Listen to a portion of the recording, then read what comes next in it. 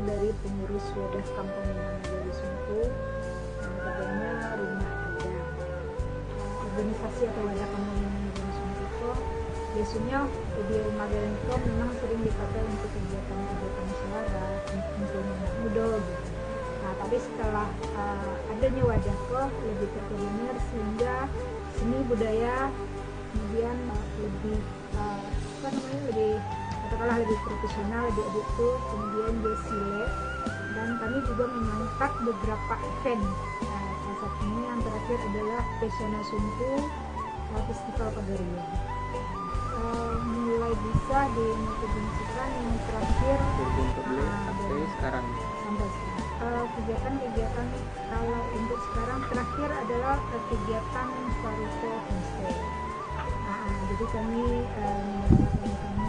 alhamdulillah itu salah satu ada untuk penelitian tentang arsitektur tradisional, kemudian juga ada seperti paket-paket bagaimana anak-anak di kota itu mengetahui cara-cara menanam padi dan segala macam.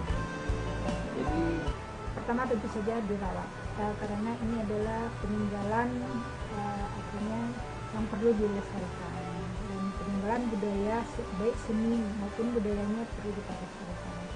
Ada istiadat, kemudian seni budaya dan lingkungan.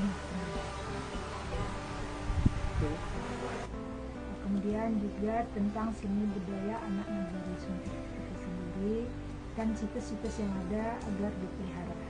Mungkin itu harapan kami kepada pemerintah dan kepada generasi muda. Tentu saja bagaimana generasi muda ini dapat memahami sejarah-sejarah yang ada di